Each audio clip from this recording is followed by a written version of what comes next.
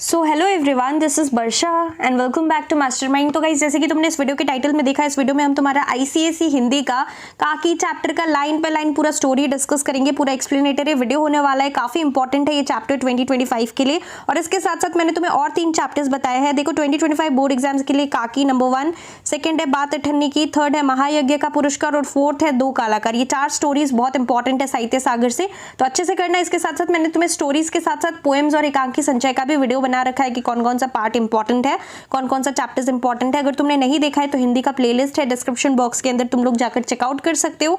उसके अंदर तुम्हें यहाँ पर महायज्ञ का पुरस्कार और बात अठन्नी की का भी एक्सप्लेनेशन मिल जाएगा, तो तुम लोग सिंपली जाकर चेकआउट कर सकते हो। Now let's start with this video. तो देखो, काकी जो है, काकी बेसिकली यहाँ पर माँ को ही बोला गया है। जो शामू है मेन कैरेक्टर, उसकी माँ को ही यहाँ पर काकी बोला गया है और उसका नाम क्या होता है? उमा नाम होता है शामू की माँ का, जिसको वो काकी कहकर पुकारता था। और वो जो होता है यहाँ पर मर जाती है, उसकी मृत्यु हो जाती है। और यहाँ पर उसके पापा जो है, शामू के पापा, उसका नाम क्या है? विश्वेश्वर, जो कि यहाँ पर बहुत ज़्यादा दुखी होते हैं। और ये यहाँ पर शामू क्या करता है, पतंग जो है, पतंग एक बनाता है, ताकि यहाँ पर वो सोचता है कि उस पतंग पर एक पतंग होती है जिसपे कि वो सोचता है कि अगर मैं काकी लिख दूंगा तो अपने भोला जो दोस्त होता है उसका, भोला उसको पैसा देता है और वो यहाँ पर पतंग और डोर मंगाता है, एक लंबी डोर मंगाता है, ताकि ये एक पतंग आसमान में उड़ाएगा और काकी इसको देखेगी, उनका नाम यहाँ पर लिखा रहेगा तो वो इसको पकड़कर नीचे उतरेगी। तो ये बेसिकली स्टोरी है। चलो हम लोग स्टार्ट करते हैं।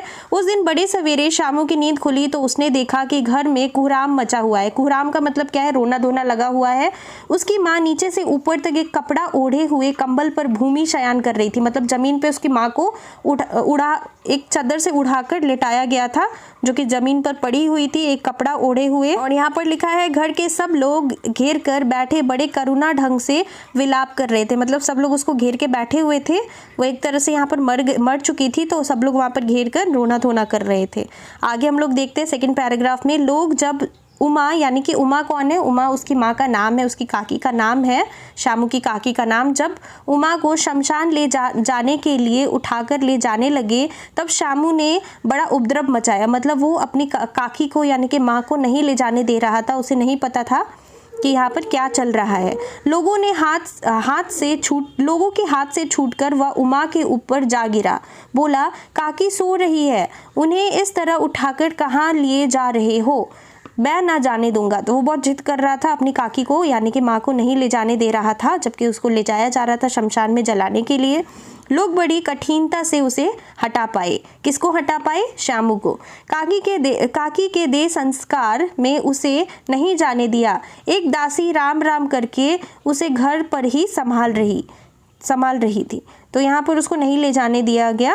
अब यहाँ पर हम लोग आगे देखते हैं। तो देखो, मैंने यहाँ पर तुम्हारे लिए रिसेंटली ई बुक्स लॉन्च किया है for ICSE history civics and ICSE geography. E books in the sense, देखो अभी तुम्हारा यहाँ पर बोर्ड एग्जाम्स चल रहा है और जो 2 पर्टिकुलर बोर्ड एग्जाम्स के बीच में जो गैप्स है, this is the only time that you are left with. तो इस पर्टिकुलर लिमिटेड टाइम के अंदर तुम्हारे पास इतना टाइम नहीं है कि तुम हर एक चैप्टर का, हर एक क्वेश्चन को, हर एक टॉपिक्स को डिटेल्स में पढ़ सको, राइट। तो इस पर्टिकुलर ई बुक के अंदर ओनली लिमिटेड क्वेश्चन है फॉर लास्ट मिनट प्रिपरेशन। और लास्ट टाइम भी मैंने यहाँ पर ई बुक लॉन्च किया था, तो देखो तुम लोग पुराना वीडियोस जाकर देख सकते हो। एकदम same to same questions, 95% same common questions तुम्हें यहाँ पर बोर्ड्स पे मिला था और तुम्हारे सीनियर्स का काफ़ी ज़्यादा हेल्प हुआ था।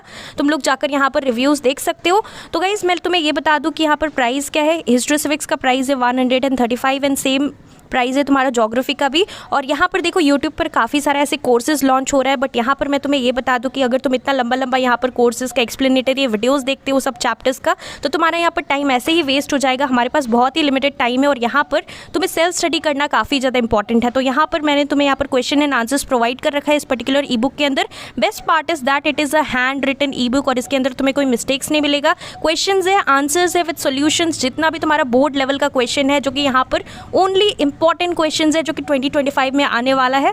और यहाँ पर जो है, तुम लोग यहाँ पर वीडियो लेक्चर्स देखकर टाइम वेस्ट मत करो, मनी वेस्ट मत करो। Rather than that you can study and prepare from these particular e books. Last time मैंने लॉन्च किया था, काफ़ी लोगों का हेल्प हुआ था। तुम लोग भी यहाँ पर definitely this time we have done our best. और यहाँ पर डेफिनेटली तुम लोग बहुत अच्छे से पूरा यहाँ पर कुछ भी क्वेश्चन अगर नहीं छोड़ते हो, सारा कुछ कर लेते हो। और तुम अपना स्कूल का इवन टेक्स्ट बुक भी नहीं पढ़ते हो और कुछ भी नहीं करते हो, कोई रेफरेंस बुक नहीं करते हो, सिर्फ और सिर्फ ये ई बुक्स का सारा मटीरियल्स जो है क्वेश्चन एंड आंसर्स कर लेते हो, तो तुम यहाँ पर बोर्ड्स में 95+ के ऊपर ये दोनों सब्जेक्ट्स में मार्क्स ला सकते हो। हिस्ट्री एंड ज्योग्राफी का लॉन्च हो चुका है एंड यहाँ पर तुम्हारा बायो एंड केमिस्ट्री का बहुत ही जल्द लॉन्च होने वाला है फॉर साइंस सब्जेक्ट्स।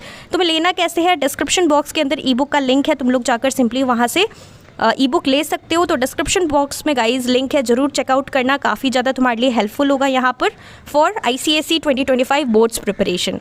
यद्यपि बुद्धिमान गुरुजनों ने उसे विश्वास दिलाया, किसको विश्वास दिलाया, शामू को विश्वास दिलाया कि उसकी काकी उसके मामा के यहाँ गई है, क्योंकि बच्चा वो रो रहा था, उसको नहीं पता था कि उसकी माँ गुजर गई है। तो यहाँ पर क्या हुआ, वो बहुत ज़्यादा यहाँ पर जिद कर रहा था काकी के पास जाने के लिए। तो कुछ लोगों ने यहाँ पर, गुरुजनों ने यहाँ पर उसको समझाया कि तुम्हारी काकी जो है कुछ दिन में वापस आ जाएगी, वो यहाँ पर मामा के यहाँ घूमने गई है। परंतु असत्य के आवरण में सत्य बहुत समय तक छिपा ना रह सका। इसका मतलब ज़्यादा दिन तक कोई भी झूठ यहाँ पर नहीं छुपाया जा सकता। आसपास के आबोध बालकों के मुंह से ही वह प्रकट हो गया। मतलब यहाँ पर आसपास के जो बच्चे थे उसके मुंह से ही यहाँ पर उनके मुंह से निकल गया कि उसकी काकी नहीं है। यह बात उससे छिपी ना रह सकी कि काकी कहीं नहीं ऊपर राम के यहाँ गई है। काकी के लिए कई दिन तक लगातार रोते रोते उसका रुदन तो क्रमश शांत हो गया, परंतु शोक शांत ना हो पाया। वर्षों के अनंतर 1-2 दिन में ही पृथ्वी के ऊपर का पानी तो अगोचर हो जाता है, परंतु भीतर ही भीतर उसकी अदृढ़ता जैसे बहुत दिन तक बनी रहती है। वैसे ही उसके अंतस्थल में वह शोक जाकर बस गया था। वह प्राय अकेले बैठा बैठा शून्य मन से आकाश की ओर ताका करता। मतलब इसका मतलब ये बताया गया है कि पहले तो वो, जबकि उसको पता चला कि उसकी काकी राम के यहाँ गई है, वो बहुत ज़्यादा यहाँ पर रोना धोना करता है, बहुत ज़्यादा रोता है। लेकिन धीरे धीरे कर उसके आंखों में से आंसू सूख जाता है और कहीं ना कहीं वो बहुत उदास हो जाता है और एकाग्रस्त अकेले में बैठकर वो यहाँ पर आसमान की ओर देखता है और अपनी माँ को, यानी कि उमा को, काकी को याद करता है। तो कहीं ना कहीं वो बहुत ज़्यादा सैड फील करता है, बहुत ज़्यादा गुमसुम बैठा रहता है अकेले में। अब हम लोग आगे देखते हैं। एक दिन उसने ऊपर आसमान में पतंग उड़ती देखी, ना जाने क्या सोचकर उसका हृदय एकदम खिल उठा। विश्वेश्वर के पास, विश्वेश्वर कौन है, शामू के पिता का नाम विश्वेश्वर है। विश्वेश्वर का स्पेलिंग देख लेना, ये भी मेन कैरेक्टर है।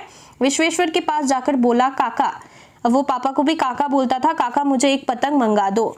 तो एक दिन वो जब अकेले में बैठ के आसमान को देखता है तो उसको एक पतंग दिखाई देती है आसमान में उड़ती हुई। तो वो यहाँ पर अपने पापा के पास, यानी कि विश्वेश्वर के पास जाकर बोलता है कि काका मुझे भी एक पतंग मंगा दो। ना हम लोग आगे देखते हैं। पत्नी की मृत्यु के बाद विश्वेश्वर अन्य मनसक रहा करते थे, मतलब ऐसे शांत रहा करते थे। अच्छा मंगा दूंगा कहकर वे उदास भाव से कहीं और चले गए। तो वो बस इतना बोले कि मंगा दूंगा और वो वहाँ से चले जाते हैं, मतलब उसके बाद को उतना इम्पोर्टेंस नहीं दिया जाता। शामू पतंग के लिए बहुत उत्कंठित था, वह अपनी इच्छा किसी तरह रोक न सका। एक जगह खूंटी पर विश्वेश्वर का कोट टंगा हुआ था। इधर उधर देखकर उसने एक स्टूल सरकाकर रखा और ऊपर चढ़कर कोट की जेब टटोली। मतलब कि वो क्या करता है, एक टूल रखा रहता है सामने, उसको खिसकाकर वो सामने लाता है और एक खूंटी पर, यानी कि ऐसे जो दरवाजे के पीछे खूंटी लगी रहती है जिसमें हम लोग शर्ट सब टांग के रखते हैं, वहाँ पर जो कि उसके पापा है, पिताजी विश्वेश्वर काका, उनका यहाँ पर एक कोट टंगा रहता है। तो वो वहाँ से कोट से पैसा चुराएगा। अब उनमें से एक चवन्नी का आविष्कार करके वह तुरंत वहाँ से भाग गया। तो उसने यहाँ पर एक चवन्नी विश्वेश्वर की जेब से, कोट की जेब से चुरा ली। किसने? शामू ने। सुखिया दासी का लड़का, अब सुखिया दासी का लड़का भोला है। भोला कौन है? शामू का समवयस्क साथी था। तो कौन था? सुखिया दास का लड़का भोला था, जो कि उसका फ्रेंड था शामू का। शामू ने उसे चवन्नी देकर, ये चवन्नी याद रखना, पहले वो कितना चुराता है? चवन्नी। तो चवन्नी का स्पेलिंग भी देख लेना, वो चवन्नी चुराता है।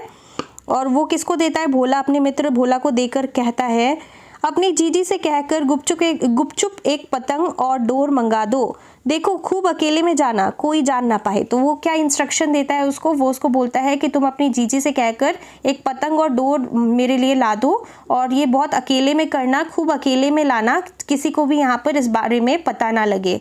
पतंग आई। अब पतंग आ गई।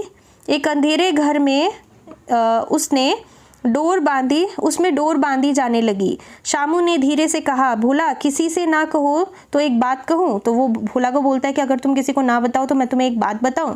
भोला ने सिर हिलाकर कहा, नहीं किसी से नहीं कहूँगा। शामू ने सिर हिलाकर कहा, मैं यह पतंग ऊपर राम के यहाँ भेजूंगा, इसे पकड़कर काकी नीचे उतरेगी। अब देखो ये बच्चा था शामू, तो वो बहुत भोला था, तो लोग इसको बोलते थे कि उसको बोलते थे कि तुम्हारी जो काकी है, तुम्हारी जो माँ है वो राम के यहाँ गई है। तो वो सोचता था कि अगर मैं एक पतंग ऊपर आसमान में मतलब उस आसमान में उड़ाऊंगा तो काकी जो है उसे पकड़कर नीचे उतर पाएगी।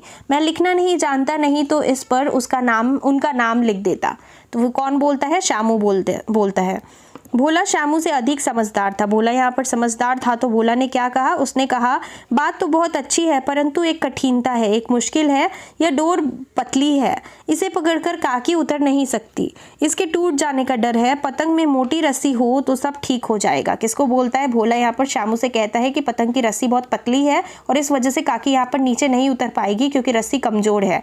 तुम अगर यहाँ पर मोटी रस्सी का यहाँ पर हम लोग इस्तेमाल करेंगे तो यहाँ पर सब ठीक हो जाएगा।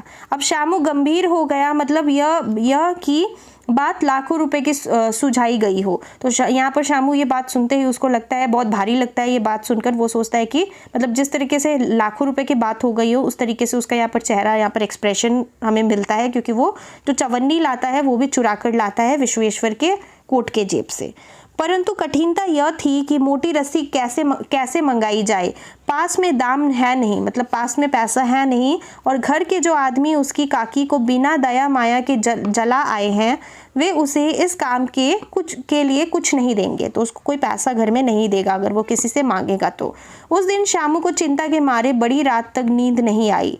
पहले दिन की तरकीब से दूसरे दिन उसने विश्वेश्वर के कोट से 1 रुपया निकाला। पहले उसने चवन्नी चुराई थी, याद रखना, पहले चवन्नी चुराई थी, और सेकंड में वो कितना रुपए? 1 रुपये यहाँ पर चुराता है। फिर से वही पहले दिन की तरकीब इस्तेमाल करके ले जाकर भोला को दिया और बोला, देखो भोला, किसी को मालूम ना होने पाए, अच्छी 2 रस्सियाँ मंगा दे, एक रस्सी ओछी पड़ेगी। तो वो सोचता है कि यहाँ पर एक रस्सी से काम नहीं चलेगा, तो वो बोलता है मोटी 2 अच्छी रस्सियाँ मंगा दे, क्योंकि एक यहाँ पर ओछी मतलब छोटी पड़ जाएगी। फिर हम लोग आगे देखते हैं, जवाहर भैया से मैं एक कागज़ पर काकी लिखवा रखूँगा। मतलब वो बोलता है कि कोई जवाहर भैया है, जिससे कि वो क्या बोल रहा है कि उस पतंग पर काकी यानी कि जो शामू है वो अपनी काकी का नाम लिख देगा, ताकि वहाँ पर उसको देखकर नाम की चीट रहेगी तो पतंग उन्हीं के पास पहुँचेगी, मतलब पतंग उनके पास पहुँच जाएगी ताकि वो यहाँ पर आसमान से उतरकर नीचे धरती पर आ सके। 2 घंटे बाद प्रफुल्ल मन से शामू और भोला अंधेरी कोठरी में बैठे बैठे पतंग में रस्सी बांध रहे थे। अकस्मात शुभ कार्य में विघ्न की तरह उग्र रूप धारण किए हुए विश्वेश्वर वहां आ घुसे। तो जैसे यहाँ पर बोला गया है कि जबकि कोई अच्छा काम हो रहा होता है तो वहां पर कुछ ना कुछ विघ्न यानी कि बाधा आ जाती है, उसी बाधा की तरह यहाँ पर विश्वेश्वर, वहां पर वो लोग काम कर रहे थे अंधेरे एक रूम में, अंधेरी कोठरी में बैठे बैठे पतंग की रस्सी यहाँ पर बांध रहे थे। तो अचानक से यहाँ पर विश्वेश्वर उधर आ जाता है, जो कि शामू का पिता है। भोला और शामू को धमकाकर बोले, तुमने हमारी कोट से रुपया निकाला है। अब उसको वहां पर कोट से पैसा पता लग जाता है कि चुराया गया है और उसके जेब से पैसा चोरी हुआ है। तो वो यहाँ पर उन दोनों को बोलते हैं धमकाकर। भोला सकपकाकर एक ही डांट में मुखबिर हो गया, मतलब एक ही डांट में भोला डर गया और यहाँ पर सब कुछ बता देता है। बोला, शामू भैया ने रस्सी और पतंग मंगाने के लिए निकाला था। विश्वेश्वर ने शामू को 2 तमाचा जड़कर कहा, चोरी सीख कर जेल जाएगा। अच्छा, तुझे आज अच्छी तरह समझाता हूँ। तो वो उसको यहाँ पर बहुत गुस्सा करता है, 2 तमाचे मारता है। किसको? अपने बेटे शामू को। यह कहकर फिर तमाचे जड़े और कान मलने के बाद पतंग फाड़ डाली। तो उसने क्या किया? उसको बहुत पीटा, शामू को बहुत पीटा विश्वेश्वर ने, और जो उसकी पतंग थी जिसकी कि वो दोनों बैठकर डोर यानी कि रस्सी बांध रहे थे, उसने यहाँ पर उस पतंग को फाड़ डाला। अब रस्सियों की ओर देखकर कहा, ये किसने मंगाई? तो उसने पहले पतंग देखा था, विश्वेश्वर ने पतंग को फाड़ दिया, फिर वो रस्सी देखता है और पूछता है, यह किसने मंगाई? तो भोला ने कहा, इन्होंने मंगाई थी, कहते थे इनसे पतंग तानकर काकी को राम के यहाँ से नीचे उतारेंगे। अब उसको भोला सच बात बताता है कि यहाँ पर किस लिए वो भोला जो है पतंग की जिद कर रहा था। विश्वेश्वर हतबुद्धि का मतलब क्या है? यहाँ नीचे देखो लिखा हुआ है, हतबुद्धि मतलब होश खो देना, वैसा कुछ, जो कुछ सोच पाने की आवश्यकता में ना हो, तो वो हदबुद्धि हो जाता है। तो विश्वेश्वर यहाँ पर हदबुद्धि होकर वहीं खड़ा रहता है, उसका दिमाग काम नहीं करता। उन्होंने फटी हुई पतंग उठाकर देखी, उस पर चिपके हुए कागज पर लिखा हुआ था काकी। तो उस पर क्या लिखा था? काकी। और अब विश्वेश्वर जो है काफ़ी ज़्यादा इमोशनल हो जाते हैं। पहले उसे यहाँ पर उसको लगता है कि उसने यहाँ पर पैसा चुरा लिया है, लेकिन जब बाद में उसको पता लगता है कि वो यहाँ पर किस लिए यहाँ पर पैसा चुराया था, रीज़न पता लगता है, तो वो काफ़ी ज़्यादा यहाँ पर इमोशनल हो जाते हैं। और ये जो स्टोरी है इसको किसने लिखा है? ऑथर का नाम क्या है? सियाराम शरण गुप्त। तो ये हमारा स्टोरी है काकी। आई होप कि तुम्हें समझ में आ गया। सारा कुछ लाइन बाय लाइन हमने डिस्कस किया है, ताकि यहाँ पर तुम्हारा रेफरेंस टू कॉन्टेक्स्ट क्वेश्चन तुम लोग अच्छे से कर पाओ। कुछ भी डाउट्स है तो कमेंट्स में तुम लोग पूछ सकते हो, और बाकी सारा वीडियोस भी तुम लोग डिस्क्रिप्शन बॉक्स में प्लेलिस्ट का लिंक चेकआउट करके देख सकते हो। All the best for your Hindi exams. Thank you.